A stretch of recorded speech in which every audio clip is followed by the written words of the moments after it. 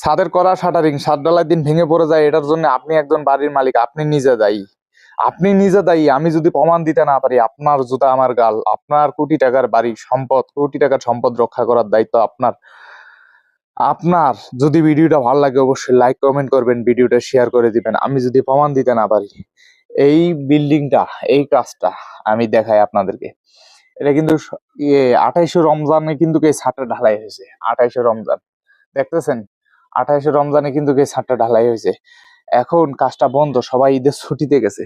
এখন এসে দেখি আমার চোখে যেটা পড়ছে, বিশ্বাস করেন আমি কিন্তু একটা খুঁটি, একটা বাঁশ কিন্তু ধরি নাই, হাত দিয়ে এখনো ধরি নাই, একটা বাঁশও ধরি নাই। এই যে প্রমাণগুলো দেখাই, কেন আপনার ছাদের শাটারিং এর 12টা বাজে। এই যে দেখেন, আমি যদি দেখাই, এই যে জাম দিছে, এই যে কতটুক কাঠ দেখেন। এই বাঁশটা যদি আমরা যখন পাটটা দিয়ে বাড়ি দিলে কি হয়, বাঁশগুলো কিন্তু লাপায়, কাঁপে। এই বাঁশটা যদি ছুটে যায়, বাঁশটার গোড়া যদি ছুটে যায়, একটা নয়, এই যে দেখেন আমি দেখাই, অসংখ্য অসংখ্য এই সিরিয়ালে দেখেন, এই সিরিয়ালে প্রত্যেকটা বাঁশ। এখন আপনি চিন্তা করেন, আপনি বলবেন এখান থেকে যদি একটা ছুটছে, পরেরটা ছুটছে, তারপরেরটা যদি ছুটে, এক সিরিয়ালে যদি 3টা বাঁশ একটু লুজ হয়ে যদি ছুটে যায়, এই শাটারিংটা থাকবে? দেখেন, প্রত্যেকটা বাঁশের নিচে ছোট ছোট কাঠ থাকবে? থাকবে না। এখন আমি এটার প্রমাণ দিই। এই যে দেখেন, এই যে অলরেডি দেখেন,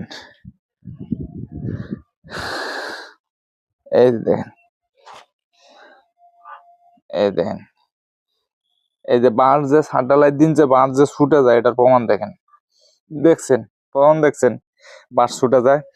এই জিনিসগুলা আপনার দায়িত্ব কি থাকবে জানেন? ছাদ ঢালাইয়ের দিন, ছাদ ঢালাইয়ের আগের দিন আপনার উচিত প্রত্যেকটা বাঁশ ঠিক আছে কিনা। এত ছোট ছোট কাঠ দিয়ে জাম দেওয়াটা আসলে ঠিক নয়। এত ছোট ছোট এই কাঠ থাকবে, এই যে এটা হলো কাঠ, বেটার এটা হলো কাঠ, বা এটা থেকে আরেকটু ছোট হলেও সমস্যা নাই, বা একটা যদি 10 ইঞ্চি ইটার মাপে হয় তাও কোনো সমস্যা নাই। কিন্তু এই যে এত এত ছোট কাঠ, এগুলো রিক্স। এই যে এগুলো দেওয়া যাবে না। এই দেখেন, এই যে ছাদটা ঢালাই হয়েছে 2 দিন আগে, আমি যদি দেখাই, এই যে প্রমাণ নেন, ছাদটা ঢালাই হয়েছে 2 দিন আগে। এই যে 2 দিন আগে ঢালাই হয়েছে, দেখছেন? 2 দিন আগে কিন্তু ঢালাই হয়েছে। এখন আপনার দায়িত্ব থাকবে কি জানেন? আপনি একজন বাড়ির মালিক, আপনার দায়িত্ব থাকবে ছাদ ঢালাইয়ের আগের দিন সুন্দরভাবে প্রত্যেকটা বাঁশ চেক দেওয়া, বাঁশগুলো সঠিক আছে কিনা, লুজ আছে কিনা, জাম ঠিক আছে কিনা, এগুলো চেক দেওয়ার দায়িত্ব আপনার। তারপর একটা কথা বলবো যে হ্যাঁ, মিস্ত্রির তো অবশ্যই দায়িত্ব আছে, দায়িত্ব থাকবে না কেন? এখন যে মিস্ত্রিকে দিচ্ছেন, ওই মিস্ত্রি যদি দায়িত্ব পালন না করে কি করবেন? কিছু করার নাই। সেজন্য আপনার কাছে অনুরোধ থাকবে, এই ভিডিওটা ছড়িয়ে দেন, সবাইকে দেখার সুযোগ করে দেন। প্রত্যেকটা বাঁশ আপনি নিজের হাতে চেক দিয়ে নেবেন, তাহলে ছাদ ঢালাইয়ের দিন এই ধরনের দুর্ঘটনা ঘটবে না। ছাদের শাটারিং ভেঙে পড়ে যাইতেছে, ঢালাই সহ পড়ে যাইতেছে, অনেক লোক মারা যাইতেছে, এই ধরনের জিনিসগুলা আর ঘটবে না।